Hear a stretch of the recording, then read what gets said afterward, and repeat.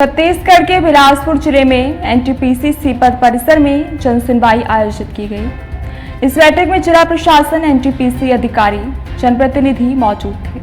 हालांकि पीड़ित किसानों और भू स्थापितों को अंदर प्रवेश नहीं दिया गया, इससे उनमें गहरा आक्रोश देखा गया। किसानों ने कहा कि उनकी समस्याओं पर चर्चा हो रही है, लेकिन उन्हें ही बाहर रखा गया। ये सुनवाई केवल औपचारिकता लग रही है। विधायक दिलीप लहारिया ने भी किसानों का समर्थन करते हुए कहा कि न एनटीपीसी उनकी बात सुन रही है, न ही राज्य शासन। यदि जल्द ही मांगों का समाधान नहीं किया गया तो बड़ा आंदोलन किया जाएगा। देंगे, ये सर्वसम्मति से यहाँ तय हुआ है। मजदूरी दिलीप लहारिया जी आज एनटीपीसी सीपत के द्वारा हमारे क्षेत्रीय सभी जनप्रतिनिधि, जो सर्वदलीय जनप्रतिनिधि, सभी की तरफ से एक मांग था बहुत पहले से, जो 2017 में त्रिपक्षीय बैठक हुआ था वहाँ कलेक्ट्रेट सभा मंथन कक्ष में, और उसके बाद नहीं हुआ था, जिसमें कई समस्याएं हैं अभी उत्पन्न हो गया पूरा क्षेत्र में। इसलिए त्रिपक्षीय बैठक का हम लोग मांग रखे थे। इसमें आज बैठक का डेट तय हुआ, जिसमें सक्षम अधिकारी जिले से आए हैं और इसमें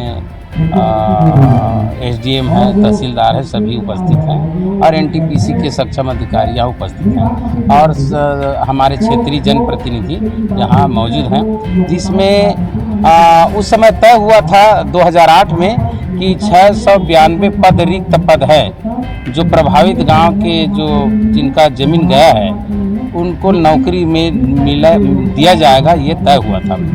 जिसमें अभी फिलहाल बहुत दिन हो गया, मात्र 426 लोगों को ही नौकरी उपलब्ध हो पाया है।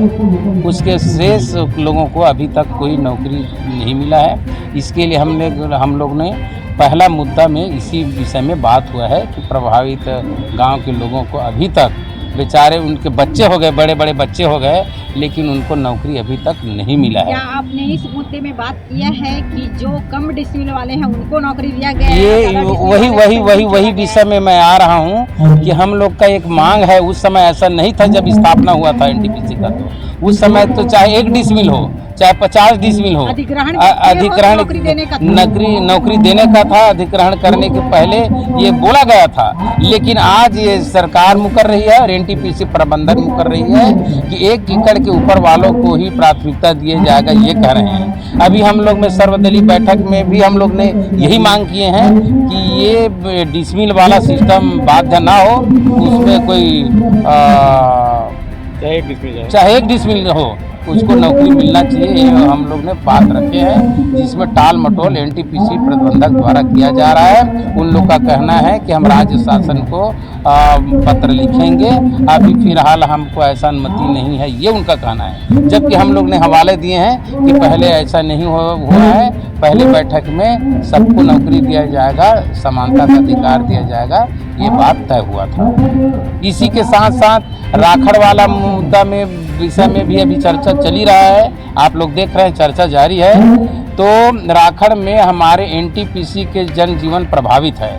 आम जन के साथ जो है तो ये तो जो एकदम से दुर्घटना हो रही है, लगातार घटनाएं हो रही है, माल जन की हानि हो रहा है और ये ओवरलोडिंग हो रहा है।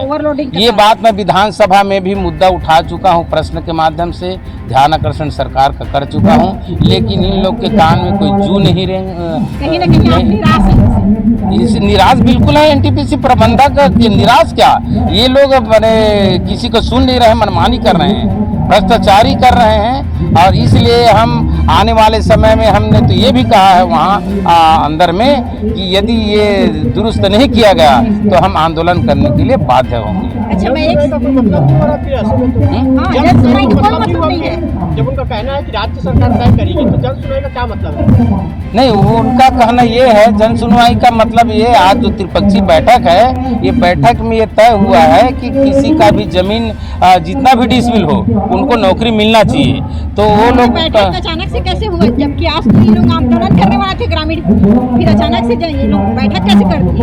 बैठक मैं भी कलेक्टर से मैं मांग किया था और जनप्रतिनिधि देखिए गुमराह तो कर ही रहे हैं ये लोग। गुमराह वाले में तो आप तब मान के चलिए कि हमारे क्षेत्र में कहीं कोई विकास का नाम का चीज नहीं दिख रहा है। एनटीपीसी द्वारा मजदूरी क्षेत्र में और इससे प्रभावित हैं लोग, आम माल जल का हानि हो रहा है, राखड़ खा रहे हैं, धूल धक्कड़ खा रहे हैं। ये दयनीय स्थिति है, ये निंदनीय भी है। आप सड़क में उतरेंगे जनता? बिल्कुल उतरेंगे, हमने आज तय हुआ वादा है हमारा कि ये हम तो देखें हमारा वादा आप देखें विधानसभा में हम इस मुद्दे में ध्यानाकर्षण और क्वेश्चन लगा